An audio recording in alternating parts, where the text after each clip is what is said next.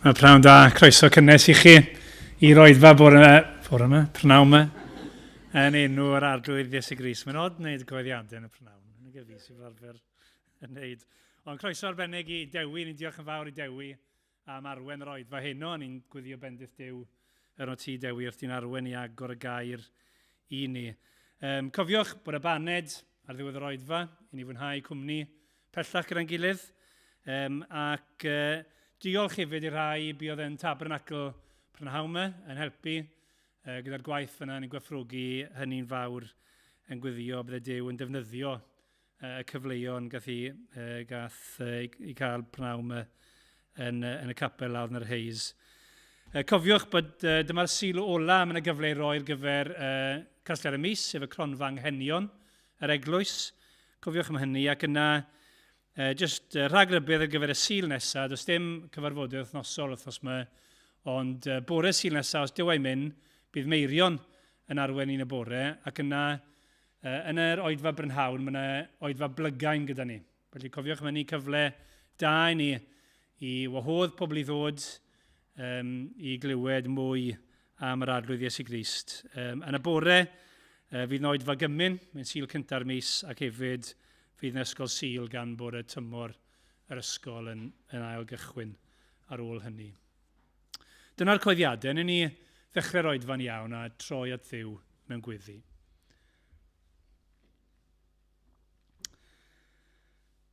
Arglwydd Dduw, ni yn diolch i ti bod ni'n dod at yr un, fel ni wedi clywed yn barod y bore yma, sydd wedi creu bob peth, sydd yn cynnal bob peth, sydd yn ddew gogoneddus, yn ddew mawr, yn ddew sanctaidd, yn ddew sy'n heiddi'n moliant i gyd. Y Dew hyd yn oed sydd wedi gosod pob seren yn ei le ac yn adnabod enw pob seren. I bwy newn ni dy gymharu di. Arglwydd ni'n diolch i ti bod ni'n gallu dod i'th nabod di a dod i fod yn blant i ti trwy yr arglwydd Iesu Grist am bod ti yn ein caru ni. Arglwydd, ni'n diolch i ti bod ti ddim yn unig wedi rhoi fel bod ni'n gwybod rhywbeth amdano ti, ond bod e wedi byw a marw yn ein lle ni. Bod e wedi atgyfodi, bod e nawr ar dy ddeheulaw di, a bod un diwrnod bod e'n dod nôl i gasglu i bobl ynghyd. O Dduw, ni'n diolch i ti os wyt ti wedi rhoi Crist i ni. Beth wneud i ddal nôl o ddiwrtho ni. Arglwydd, ti'n Dduw sydd yn bendithio'n helaeth. O arglwydd, ni'n gweddio heno, os gweld i fod yn dda, newn ni profi dy fendith di yma gyda'n gilydd. Profi dy ysbryd di ar waith. A bod ni'n ymwybodol, bod ni wedi bod ym mhresenoldeb y Duw byw. A bod ti dy hun yn siarad yn ni ac yn ymwneud yn ni. Ni'n diolch i ti arglwydd bod ti yn Dduw sydd yn trigarhau ac felly ni'n ymbyl arno ti i drigarhau wrthon ni ac i dosturio wrthon ni heno ac i ddyrchafu enw Crist yn ein plith ni gogoniant iddo fe. Amen.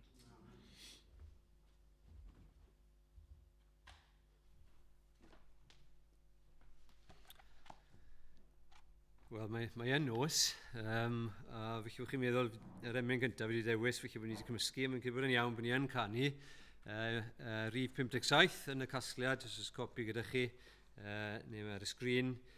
Teg wawriodd bore ddydd, na welwyd ei ail, criad y byd, na thywyniad yr hael. Ac ni feddwl arbennig bydd mae'n dweud yn y trydydd pennell,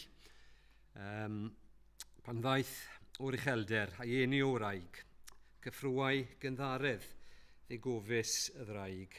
A rythyr wnaed arno o hyd, a'r gelyn yn cilio yn glwyfau i gyd. Ond engil, fi'n canu pan ddaeth ef i lawr, a chanu nawn unne, yw enw y nawr, gyrchfygodd ein harglwydd.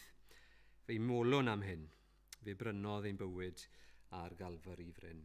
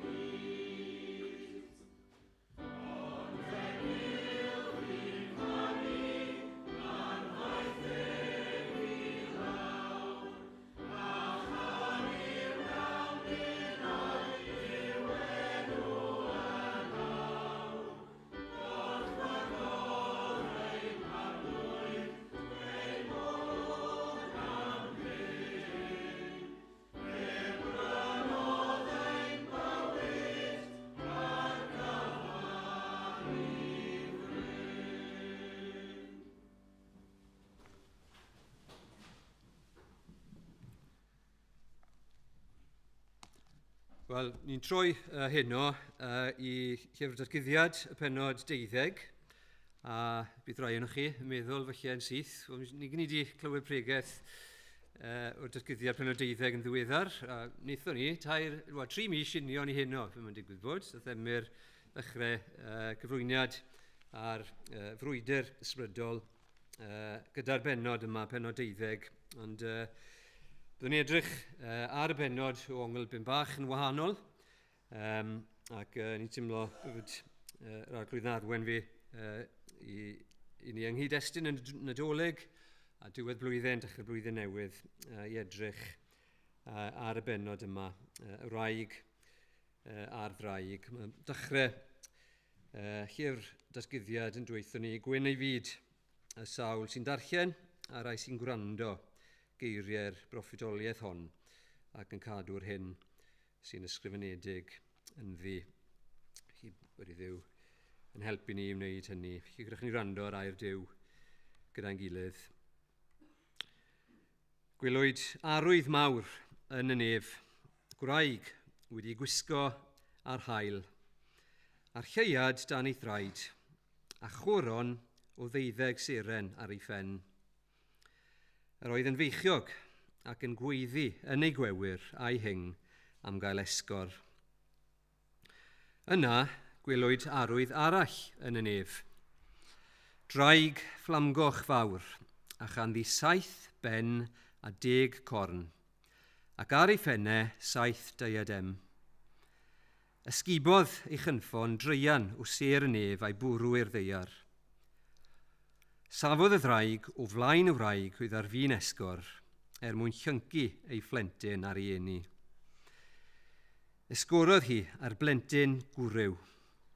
Hwnnw sydd i lywodraethu'r holl genhedloedd a gwialen hyairn. Ond cipiwyd ei phlentyn at Dduw a'i orsedd ef. Ffodd y wraig i'r anialwch. Yno mae ganddi le wedi baratoi gan Dduw, i'w chynnal ynddo am 12,30 o ddyddiau. Yna bu rhyfel yn y nef. Mi hangel a'i hyngylion yn rhyfela yn erbyn y ddraig. Rhyfelodd y ddraig a'i hyngylion hithe, ond ni o'r chfygodd. A bellach nid oedd lle iddynt yn y nef. Fe'i bwriwyd hi, y ddraig fawr, yr hen sarf, a elwyr diafol a Satan, yr un sy'n twyllio yr holl fyd. Fe'i bwriwyd i'r ddeiar a'i hyngylion gyda hi. Yna glywais lais uchaf yn y nef yn dweud, hon yw awr gwaredigaeth a gallu a brenhiniaeth ein Duw ni, ac awdurdod ei Grist ef. Oherwydd bwriwyd i lawr gyhuddwr ein cymrodyr.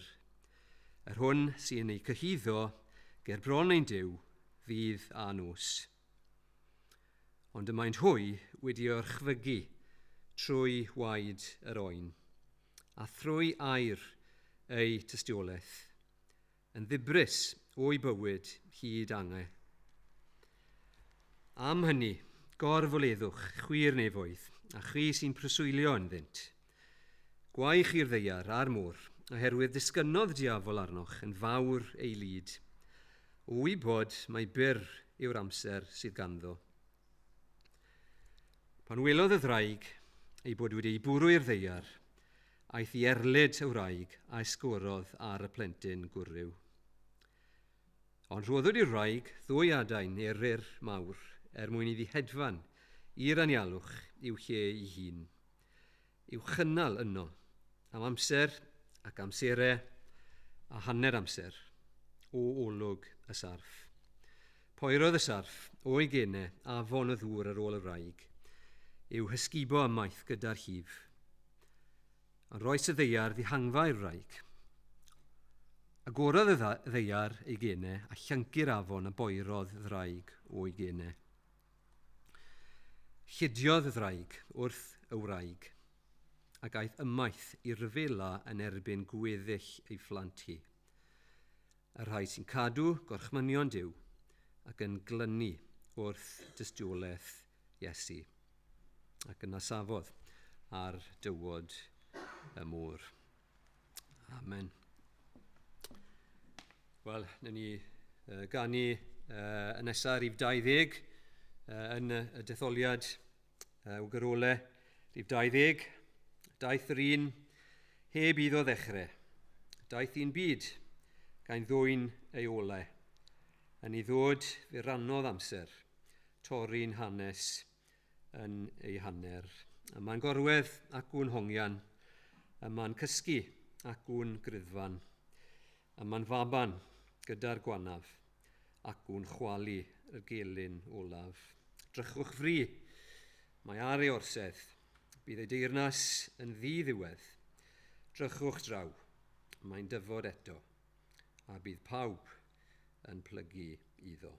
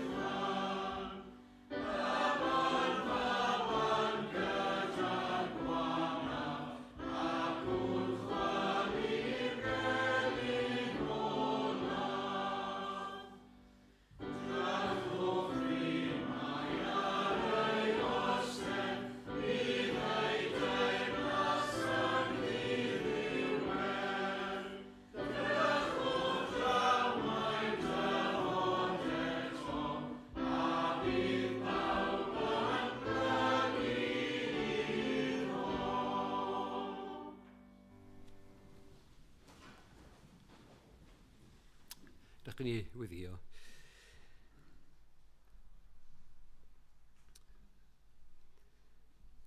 Ni diolch I ti o ddiwyntad am y cyfle yma nawr sydd gyda ni I ddod at ein gilydd I daddoli di, ac I ddarllen dair di, ac I ddysgu, ac I ni yn gwyddio o arglwydd ar I ti drwy gyrhau wrthon ni nawr, ac ar I ti fendithio yn amser ni gyda'n gilydd, ac y bydde yr oedfa yma nawr yn ogoniant I ti.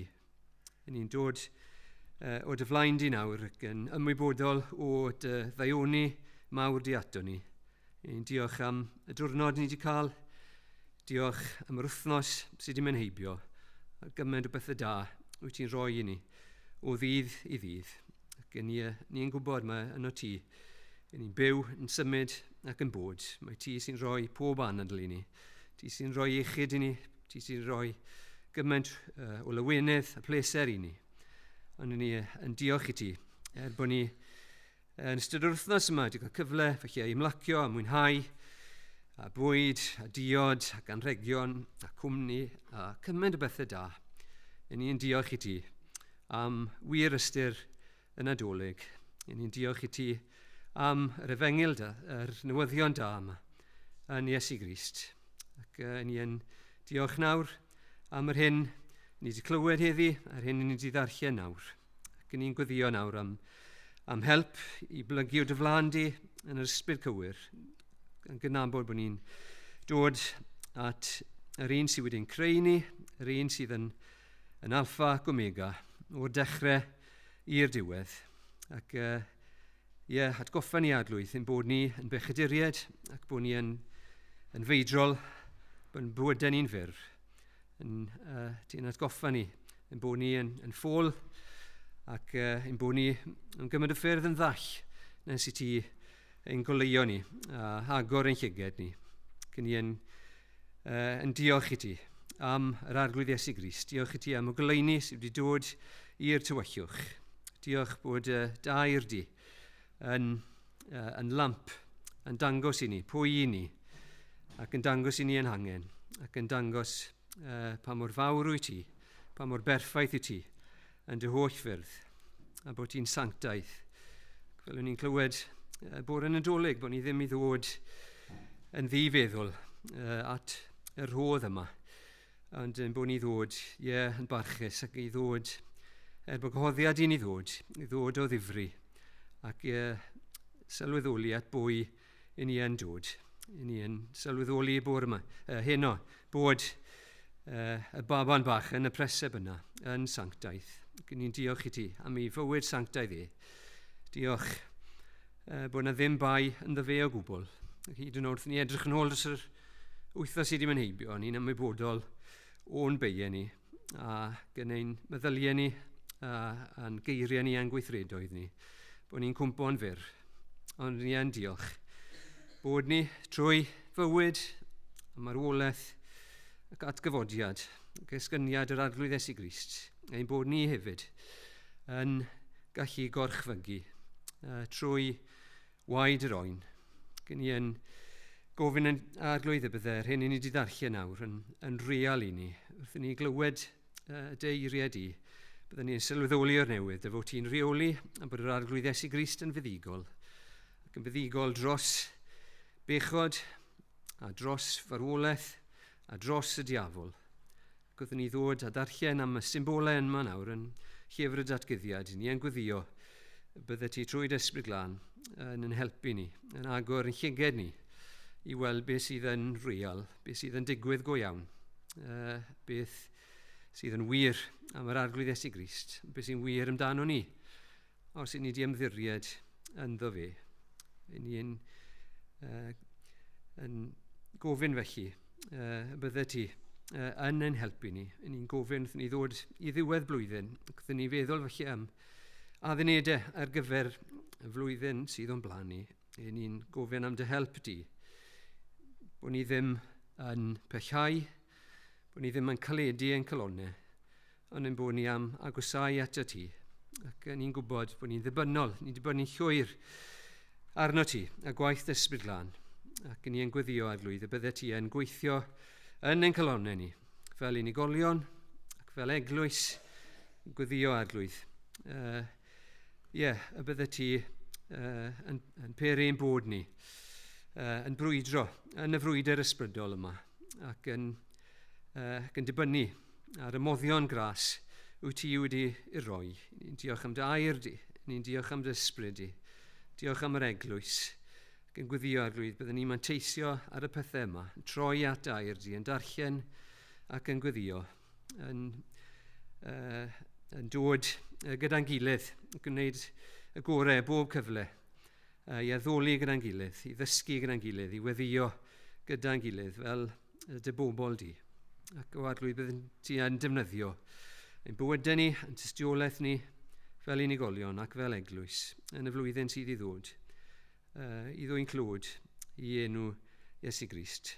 Ni'n cyflwyno nawr ein gwlad ni, ni'n meddwl nawr am yr holl gypeliau eglwysi, ac ni'n gwybod amdanyn nhw. Lle mae'r bobl di nawr yn dod at ei gilydd, ni'n gofyn arglwydd ar ei ti lwyddo dy waith di, ac lle mae'r gair nawr yn cael ei esbonio, bydde bobl yn deall o'r newydd, ac bydde dy bobl di yn cael ei cysuro, ac yn cael ei cryfhau, ac bydden ni yn gweld gogoniant Iesu Grist. Ni yn cyflwyno rai sydd yn anghenus, ni'n meddwl am rai oedd yn y tabernacl y pnawn, ac yn gweddio arglwydd dros bob sgwrs, pob arwydd o gymwynas. Ni'n gweddio arglwydd bydde ti yn defnyddio'r pethau yma. Arglwydd helpa ni i beidio bod yn hunan ganolog, a jyst i weld yn problemau ni yn hynny. Helpa ni i garu eraill, fel wyt ti yn caru eraill.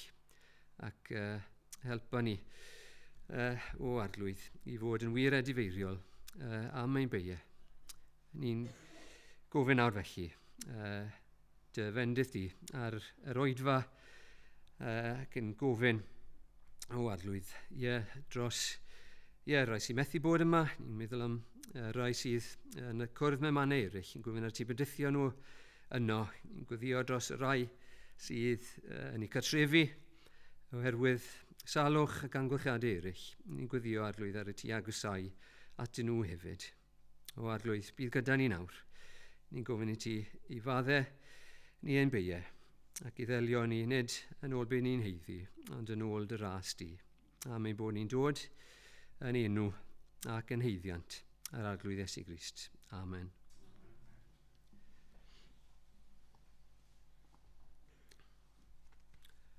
Ro'n ni'n troi i'r llyfr y mynau ar emen yw'r rhif 230.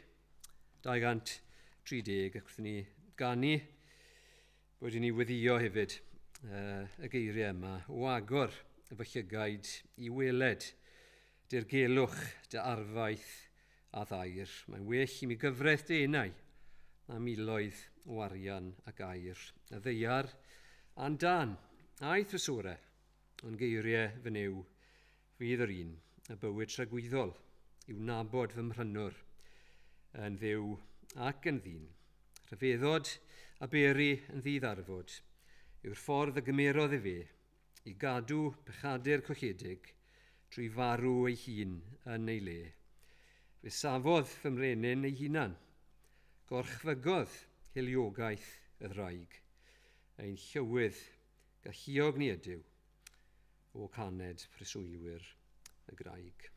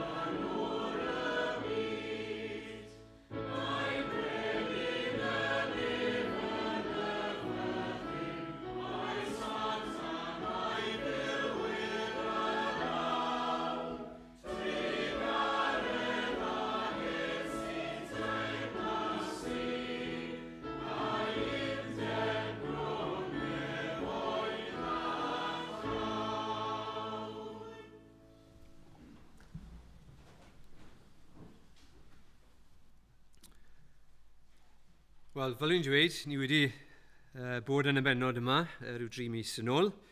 Mi eisiau edrych ar y bennod felly ongl tipyn bach yn wahanol yng nghyd-destun yn Nadolig. Ac ni'n mynd i feddwl heno am sut mae gweld yn iawn. Sut mae gweld yn iawn. Gweld beth sy'n digwydd cyn y Nadolig, beth sy'n digwydd oherwydd y Nadolig, a beth sy'n digwydd ar ôl y Nadolig. Hyd yna'r 3 pen sydd gyda fi. Cyn y Nadolig, oherwydd y Nadolig, ac ar ôl y Nadolig. Sut mae gweld yn iawn? Yn ni'n meddwl bore yma, yndyn ni, sut i ni ar ddiwedd blwyddyn, yn meddwl, wel, sut i ni mynd i gadw fynd? Sut i ni mynd i ddal ati? Ac sut mae dal ati heb ddigaloni? A mae Paul yn cynghori ni, a gallwn ni ddal ati dim ond i ni gadw'n golwg, nid ar y pethau a welir, ond ar y pethau ni welir. Ac i ni yn byw mewn cymdeithas sy'n faterol, a ni'n byw nawr amser Nadolig, yr amser mwyaf materol. I ni di agor ac wedi prynu llwyth o anregion a stwff ym mhobman o dan y goeden, a anregion wedi agor, ac i ni, mae'n siŵr, yn euog yn ni, o fyw yn bywydau yn aml iawn, ddim ond yn meddwl ar y pethau i ni yn gweld. Mae rhaid i ni fyw yn bywydau gan weld y pethau sydd yn anweledig. Ac i ni'n troi at ddatguddiad Iwan, a ni'n gofod gofyn y cwestiwn, wel, at bwy mae Iwan yn ysgrifennu? Wel, mae'n ysgrifennu at Gristnogion oedd yn cael eu herlyd yn Asialeia yn y ganrif gyntaf. Felly mae bwriad Iwan yr holl symbolau a'r holl ddarluniau sydd ynddo fe, sy'n gallu bod yn llyfr cymleth, ac eto mae'r llyfr yma i'n helpu ni. Mae'n bwriad Iwan yn ymarferol mwyn i'r eglwys weld tu hwnt i'r dioddefaint, tu hwnt i bopeth oedd yn digwydd iddyn nhw weld beth sy'n wir yn digwydd, a beth mae Duw yn gwneud. Ac mae teitl y llyfr yn dweud, Datguddiad. Mae rhywbeth yn guddiedig, wedi ei guddio, chi methu gweld e. Wel, llyfr Datguddiad, Iesu Grist. Mae Iwan yn datguddio i ni, beth sydd wir yn digwydd, beth sydd yn digwydd dan yr wyneb. Nawr, sawl pennod sydd yn llyfr y Datguddiad. Fi'n checio bod chi yn gwrando nawr. Fi'n gofyn y cwestiwn. Sawl pennod sydd yn llyfr y Datguddiad? 22. Ie, 22. Ie. Felly mae'r 22, faint yw hanner 22? 11. Felly mae'r llyfr yn cael ei rannu, lle chi ddweud, yn 2 hanner, ac ym mhennod 11, mae'n disgrifio beth sydd yn digwydd fwy felly ar yr wyneb, y frwydr rhwng yr eglwys a'r byd, rhwng y rai sy'n credu a'r di-gred. Ond nawr, o bennod 12 ymlaen, i ni'n mynd i'r dimensiwn ysbrydol, anweledig, yr hyn sydd yn digwydd yn y nef, yr hyn sydd yn digwydd o dan yr wyneb.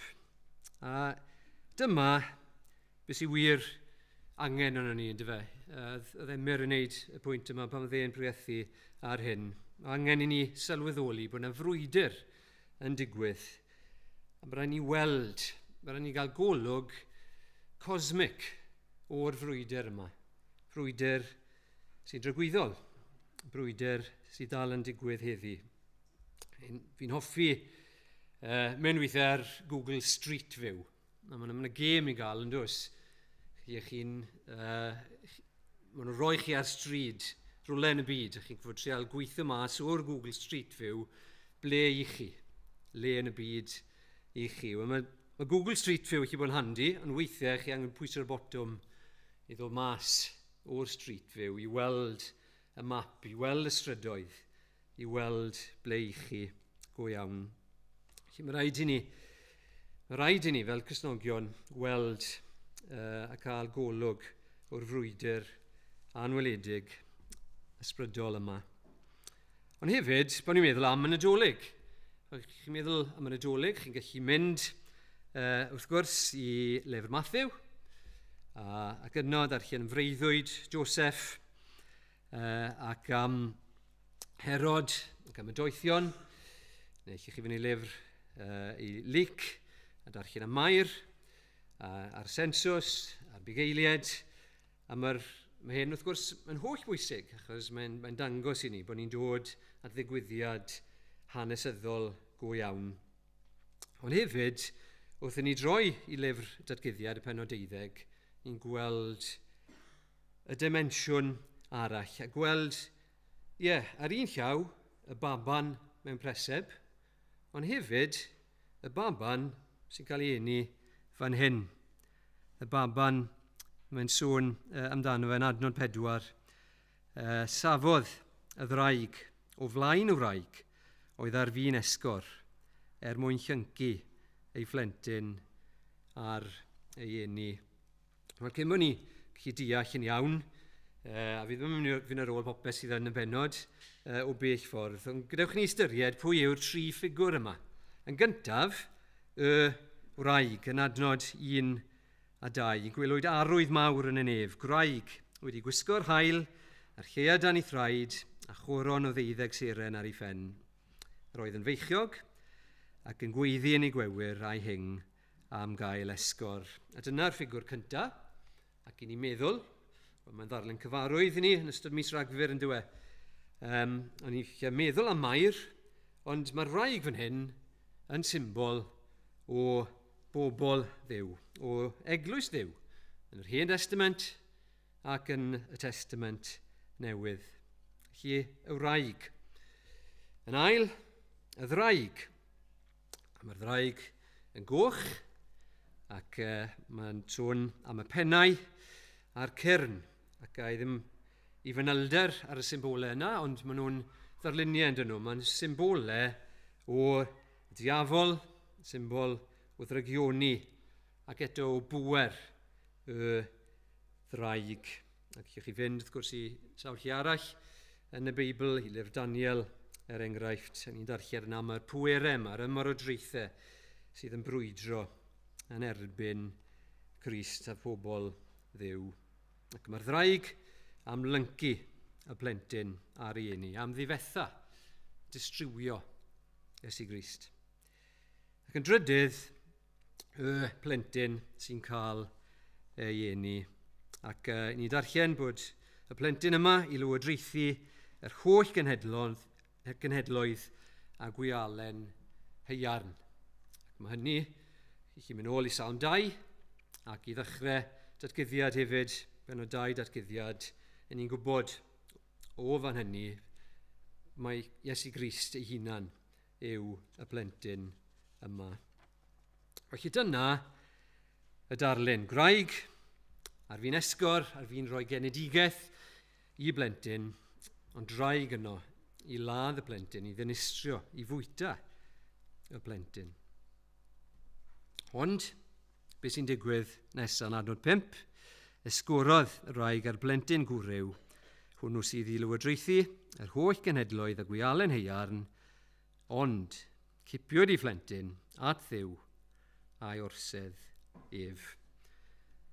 Ac yn yr un hanner adnod yna, ydych chi beth sy'n digwydd yn Mathew, Marc, Luc, Iowan, bywyd Iesu Grist, marwolaeth Iesu Grist, yr atgyfodiad, yr ysgyniad, mae'r cyfan yna yn yr un cymal byr yna, cipiwyd ei phlentyn at Dduw a'i orsedd ef. Ac mae'r arglwydd Iesu Grist trwy fywyd, trwy farwolaeth, trwy atgyfodiad, wrth iddo fe esgyn i'r nef, mae e'n fuddigol. A dyw'r ddraig ddim yn concro, ddim yn ennill. Ond cyn i ni ystyried hynny'n fanylach, mae'n werth meddwl hefyd am hyn yn gyd-destun, yr hyn sy'n digwydd cyn y Nadolig. Cyn y Nadolig. Felly dyna'r ddyn ni'n meddwl am gyntaf, gweld beth sy'n wir yn digwydd cyn y Nadolig, cyn dyfodiad cyntaf yr arglwydd Iesu Grist i'r byd. A mae cysylltiad agos iawn rhwng y wraig yma yn Datguddiad A y llyfr cyntaf yn y Beibl, Genesis, a'r wraig cyntaf, sef Efa. Felly, yn y ddechrau Genesis, wedi'r cwmp, wedi i adda ac Efa anifuddhau. Mae Duw yn rhoi addewid yn dweud. Genesis 3:15. Mae yna addewid. Gosodaf elyniaeth. Mae Duw yn siarad ar sarf, yr un ffigwr, ar ddraig fan hyn ar ddiwedd y Beibl. Mae'n siarad ar sarf ac yn dweud, gosodaf elyniaeth hefyd, ryngo ti ar wraig, a rhwng dy had i a'i had hithau. Bydd ef yn ysigo dy ben di, a thithau yn ysigo ei sawdl ef. Nawr, ar ddechrau'r blwyddyn, pan bydd hi'n dod, di Mercher, falle bod gyda chi fwriad ac adduned i ddarllen eich Beibl yn fwy trylwyr ac i fynd trwy'r Beibl. A felly bod chi wedi trio wneud hyn o'r blaen ac eto'n blino ac yn rhoi'r gorau iddi. A chi'n darllen yr holl hanesion yma, yr holl gymeriadau, a'r holl frenhinoedd, a'r proffwydi, a'r refeloedd, ac yna chi'n boddi. A chi felly ddim chi gweld beth yw cysylltiad hyn, sut mae'n berthnasol i ni heddi. Wel, un peth allan helpu ni i ddal ati i gweld i'r cysylltiad rhwng yr addewid yma yn Genesis 3:15, yr addewid y bydd ef yn ysigo pen y ddraig, thithau'n ysigo ei sawdlef, bod ni'n darllen trwy'r Hen Testament ac yn gweld y frwydr ysbrydol yma, yr ymdrech relentless y diafol yn ymosod ar had y wraig, a'r llinach, yr addewid o Duw wedi ei roi. A darllen gan gofio hefyd beth sy'n digwydd fan hyn yn Datguddiad 12, bod Duw yn cadw ei addewid, bod Iesu Grist yn fuddigol. Achos pan ni yn darllen trwy'r penodau yma, a fi ddim yn mynd i fynd trwy'r Hen Testament i gyd, ond yn syth, mae Efa roi genedigaeth, mae Cain ac Abel, a ni'n gwybod beth sy'n digwydd fyna. A felly mae'r addewid, fel sef yn cael mae Dan Berigl yn syth yn dweud, ond mae Duw yn rhoi mab arall, mae Seth yn dod. A ni'n mynd mlaen i darllen am amser Noa. A mae'n ymddangos bod pawb yn mynd i gael ei boddi, ond mae Noa yn cael ei achub. Ni'n mynd mlaen at Abraham. Ar ôl yr holl aros, mae Isaac yn cyrraedd, ac eto mae Duw yn dweud wrth Abraham i offrymu ei fab, Isaac. Ac eto, dyw e ddim. Mae Duw yn dweud iddo fe i beidio. Ac ni'n mynd mlaen, Esau, am Mladd Jacob, a trwy'r holl Hen Testament, yr ymysodiad yna ar y llinach trwy'r amser. Chi'n cyrraedd Dafydd. Chi'n darllen hanes Dafydd. Chi'n meddwl, wel, un o elynion Dafydd. Wrth gwrs, rydych chi Goliath yn un o elynion Dafydd. Wrth gwrs, oedd Saul. Mae Saul, yn ni'n darllen, mae yna elyn mwy tu ôl i Saul. Ni'n darllen hyn. Meddiannwyd Saul gan ysbryd drwg. Chi'n cofio, mae'n cydio mewn gwaywffon.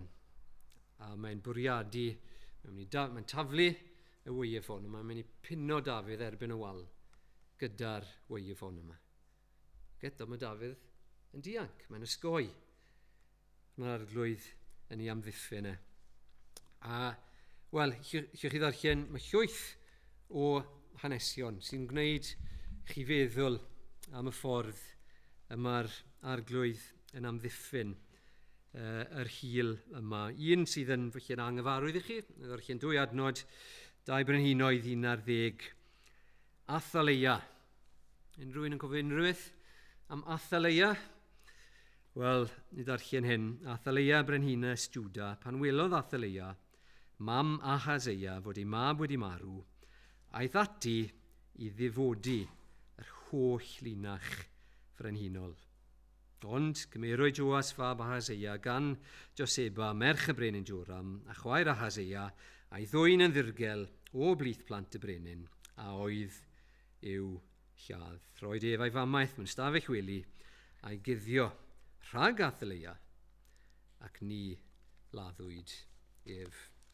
Ac, wel, wrthyn ni wedyn ddod i ddechrau Matthew, wrth gwrs, sy'n dal cyn y Nadolig i ni'n darllen am rywun arall oedd eisiau lladd, nid yr had, ond lladd Iesu Grist ei hunan. Matthew pennod 2, adnod 1 i 3, wedi Iesu gael ei eni ym Methlem Judea, anyddiau brenin Herod, daeth syryddion o'r dwyrain i Jerusalem a holi, ble mae'r hwn a anwyd yn frenin yr Iddewon. A mae Herod, pan glywodd hyn, cythryddwyd ef a Jerusalem i gyd gydag ef. Ac ni'n darllen wedyn am freuddwyd Joseph, ac mae angel yn ymddangos i Joseph ac yn dweud, cod y chymer y plentyn a'i fam gyda thi. A ffwy raifft ac aros yno hyd nes y dywedaf wrthyd, oherwydd mae Herod yn mynd i chwilio am y plentyn mwyn ei ladd. Ac ni darllen nes ymlaen pan ddeallodd Herod iddo gael ei dwyllio gan y syryddion, aeth yn gynddeiriog a roddodd o'r chymyn i ladd bob bachgen y Methlem a'r holl gyffiniau. Felly ni'n darllen am yr hyn sy'n digwydd cyn y Nadolig ac yn ymwybodol bod na frwydr ysbrydol yn digwydd. Ac eto bod yr arglwydd yn amddiffyn ei bobl mor anobeithiol oedd llawer ohonyn nhw holl ymyswriadau yr un drwg. Mae Duw yn amddiffyn ei bobl. Wel, ni'n ystyried nesaf gweld beth sydd yn wir oherwydd y Nadolig. Ac wrth fi dweud y Nadolig, wrth gwrs fi'n cynnwys yn hynny, popeth sy'n dilyn, bywyd, marwolaeth, atgyfodiad ac ysgyniad yr arglwydd Iesu Grist. Mae Crist yn fuddugol. Dyma beth mae Datguddiad 12 yn dysgu i ni. Pan mae Iesu Grist yn dod i ddiwedd i fywyd, mae'n ymddangos, ar yr wyneb, mae'n ymddangos fel rhywun sydd wedi ei giro. Ond mae'n gwybod beth sydd wir yn digwydd. Mae'n dweud yn dweud, chi'n cofio, dyma awr barnu'r byd hwn, yn awr. A mae tywysog byd hwn i gael ei fwrw allan. Ac yn Datguddiad pennod 12, adnod 7, yna bu ryfel yn y nef. Mihangel a'i ngylion rhyfela yn erbyn y ddraig. Ryfelodd y ddraig a'i ngylion hithe, ond ni o'r chfygodd. A bellach nid oedd lle iddynt yn y nef. Fe bwriwyd hi, y ddraig fawr, yr hen sarf, a elwy'r diafol a Satan, yr un sy'n twyllio'r holl fyd. Fe bwriwyd i'r ddeiar a'i angylion gyda hi. Yna clywais lais uchaf yn y nedd yn dweud, hon yw awr, gwaredigeth a gallu a brenhiniaeth ein Duw ni, ac awdurdod ei Grist ef, oherwydd bwriwyd i lawr, gyhuddwr ein cymrodyr, hwn sy'n ein cyhuddo ger bron ein Duw, ddydd a nos. Be sydd yn wir, go iawn, oherwydd y Nadolig, oherwydd buddugoliaeth yr arglwydd Iesu Grist. Wel, mae Crist yn fuddugol. Ond hefyd, be mae'n dweithio ni yn yr cymal yma, yn y darn yma, does dim lle bellach i'r diafol yn y nef. Does dim lle i'r diafol fel cyhuddwr.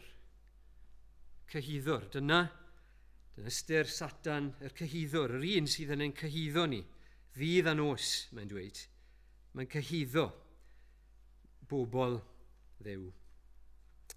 Ac fel ni'n gwybod, mae pwynt gyda fe, dos e. Ni'n edrych nôl dros flwyddyn, ni'n gwybod, bod yr hyn sydd yn wir, pan ni'n darllen am yr holl bobl mewn yr Hen Testament a'i holl fethiannau nhw bod yr un peth yn wir amdano ni, bod ni'n llawn pechod, bod ni ddim wedi meddwl a dweud a gwneud fel dylen ni.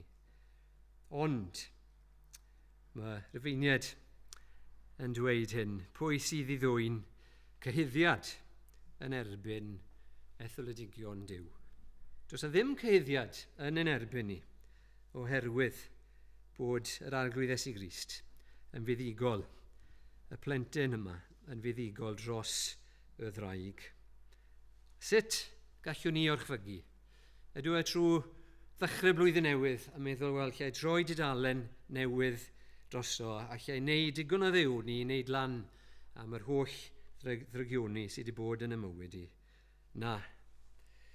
Mae'n dweud wrthyn ni fan hyn yn y bennod yma bod ni'n gorchfygu trwy waed yr oen, a trwy air ei drysiolaeth, trwy aberth Iesu Grist I ni yn gorchfygu. Ond ni hefyd, fel Cysnogion, fel oedd yn digwydd yn yr amser yma, amser eglwys fore, y Cysnogion, ni dystio am yr hyn sydd wedi digwydd I ni. Ni dystio am fuddigoliaeth yr arglwydd Iesu Grist. Wel, yn drydydd ganola, gweld go iawn beth sy'n wir yn digwydd ar ôl y Nadolig. Ac ni yn edrych ar y cymal ola, y ran ola o adnod 12 ymlaen.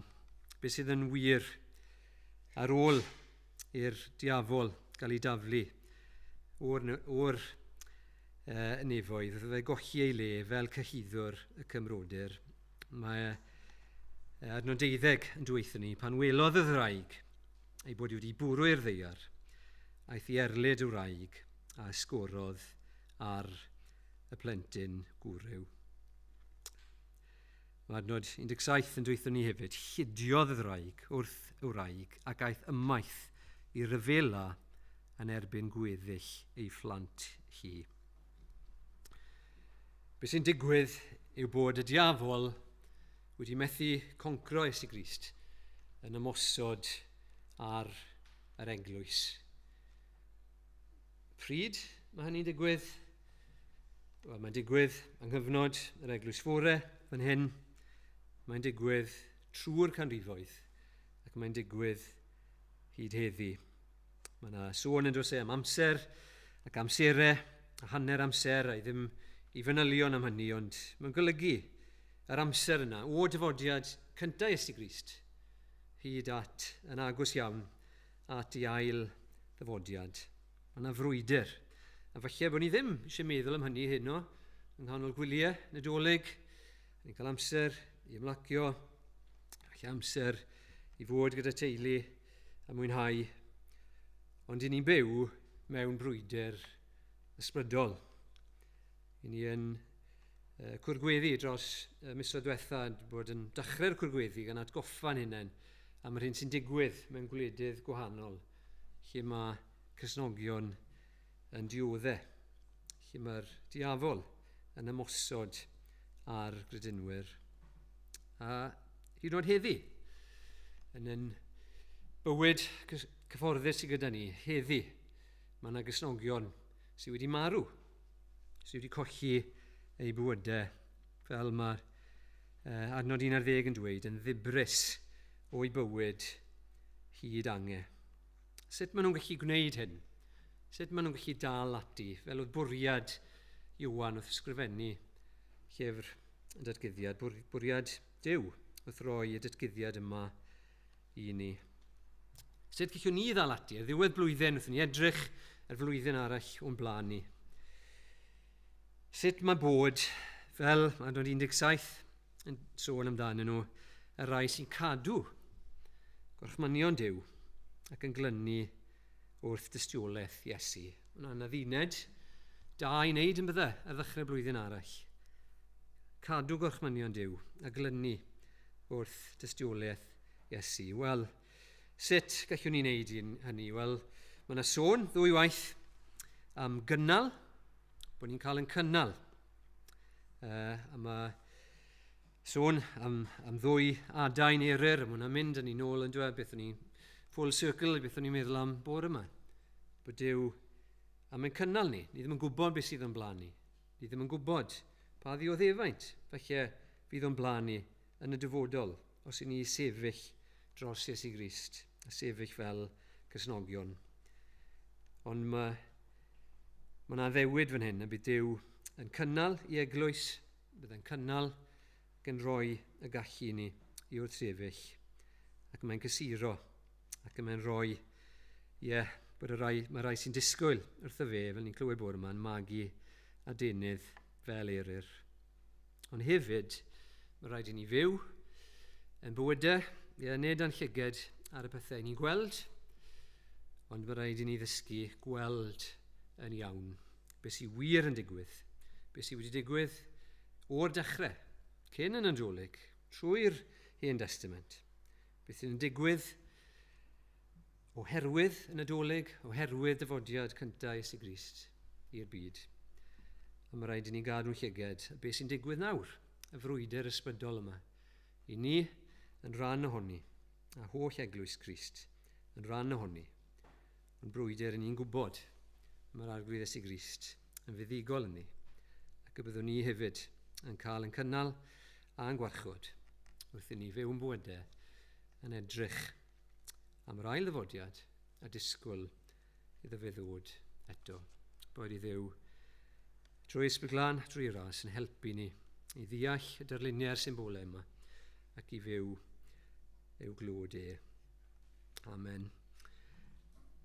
Ni gan i orffen ar rhif 13 yn y detholiad o Garolau 13.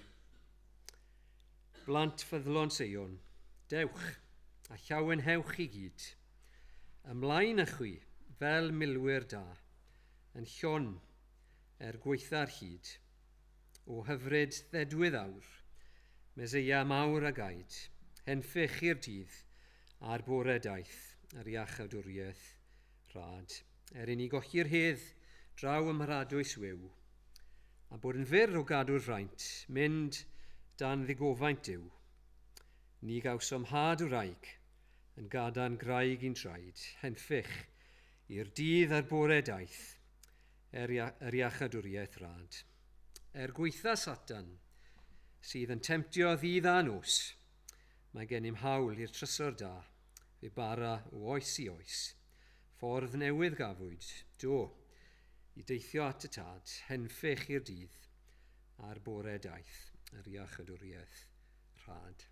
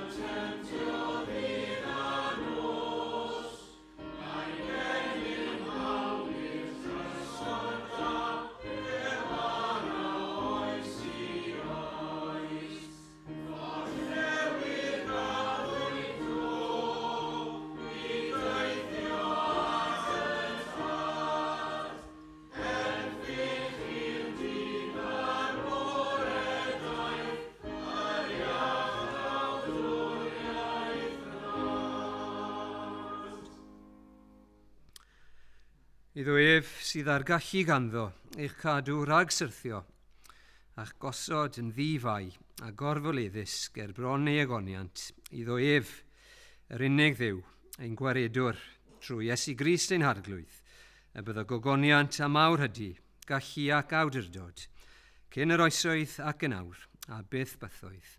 Amen.